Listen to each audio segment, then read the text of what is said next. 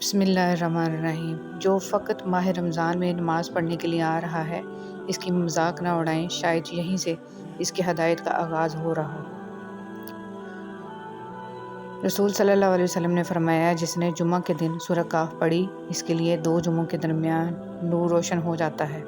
رسول صلی اللہ علیہ وسلم نے فرمایا، جمعہ کے دن میں 12 گھڑیاں ہیں۔ جو بھی مسلمان اس حالت میں پایا جائے کہ اللہ تعالیٰ سے کوئی سوال کرتا ہے تو اللہ تعالیٰ اسے وہ چیز عطا فرما دیتا ہے، لہٰذا اسے عصر کے بعد کی آخری ساعت میں تلاش کرو۔ رابعہ بصری سے کسی نے پوچھا، کیا گناہ گار کی توبہ قبول ہوتی ہے؟ فرمایا، انسان اس وقت تک توبہ کر ہی نہیں سکتا جب تک اللہ توفیق نہ دے، اور جب توفیق مل جائے پھر قبولیت میں کوئی شک نہیں رہتا۔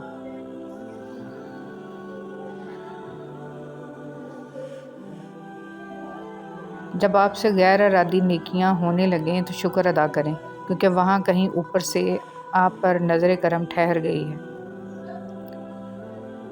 مال کی محبت سے اوپر درجے کی محبت خدا کے ساتھ ہوتی ہے تو بندہ اپنا محبوب مال راہ خدا میں خرچ کرتا ہے۔ گھر کبھی تنگ نہیں ہوتے، دل تنگ ہو جاتے ہیں، اور ایک ہی گھر میں رہتے ہوئے لوگ اجنبیوں کی طرح رہتے ہیں۔ بات صرف احساس کی ہے۔ دعا ہے کہ اللہ پاک ہم کو سب کو ہدایت عطا فرمائے اور ایک دوسرے کا احساس پیدا فرما دے، آمین۔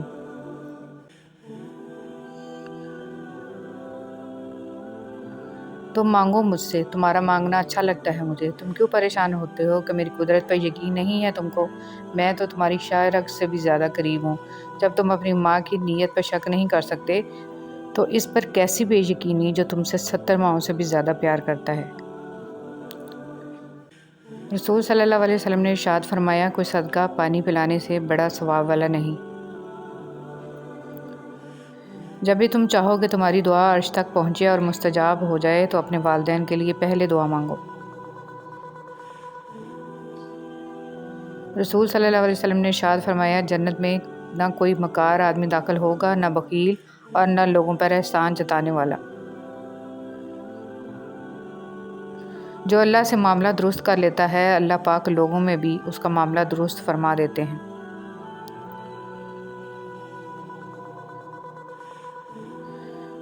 بخیل آدمی کی دولت اس وقت زمین سے نکلتی ہے جب وہ زمین کے نیچے چلا جاتا ہے۔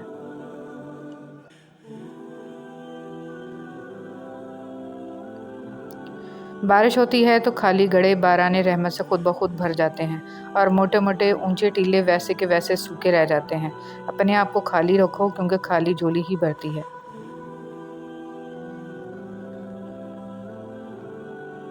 زیادہ اجر و ثواب والا صدقہ۔ ایک شخص نبی کریم صلی اللہ علیہ وسلم کی خدمت میں حاضر ہوا اور کہا، یا رسول اللہ، کس طرح کے صدقہ میں سب سے زیادہ ثواب ہے؟ آپ صلی اللہ علیہ وسلم نے فرمایا کہ اس صدقہ میں جسے تم صحت کے ساتھ اور مال کی محبت کے باوجود کرو، تمہیں ایک طرف تو فقیری کا ڈر ہو اور دوسری طرف مالدار بننے کی تمنا اور امید۔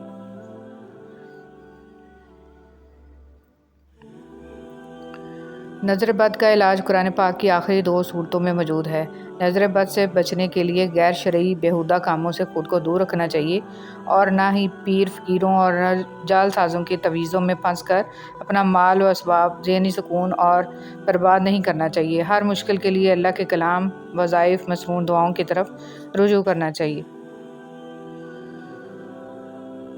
رسول صلی اللہ علیہ وسلم نے فرمایا، اللہ تعالیٰ فرماتے ہیں، اے میرے بندو، میں نے ظلم کرنا اپنے اوپر حرام کیا ہے اور تمہارے درمیان بھی اسے حرام قرار دیا ہے، اس لیے تم ایک دوسرے پر ظلم نہ کرو۔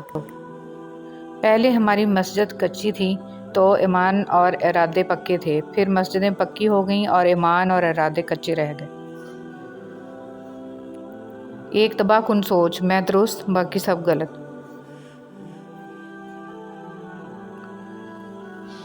جس قوم کے نوجوان روحانیت دین کو چھوڑ کر فحاشی کی زندگی گزارنے لگ جائیں، وہ قوم بغیر جنگ کے ہار جاتی ہے۔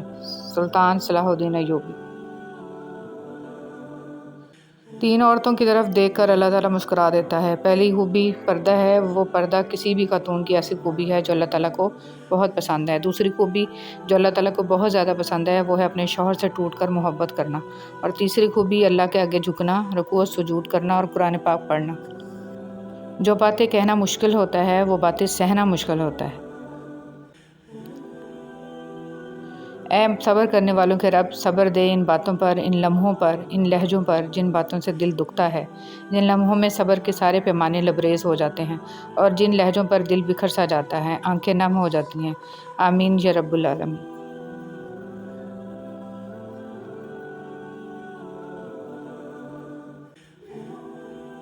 پر بات کرنے میں بھی انہی کا ہاتھ ہوتا ہے، گلے لگا کے جو کہتے ہیں ہمیشہ خوش رہو۔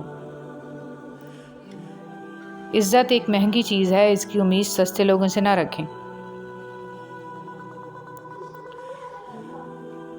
گناہ کے دوران موت نہ آنا اور گناہ کے بعد توبہ کی مہلت مل جانا اللہ پاک کا بہت بڑا احسان ہے۔ رسول صلی اللہ علیہ وسلم نے ارشاد فرمایا، قیامت کے دن لوگ حساب و کتاب میں مبتلا رہیں گے، صدقہ دینے والے اپنے صدقہ کے سایہ میں ہوں گے۔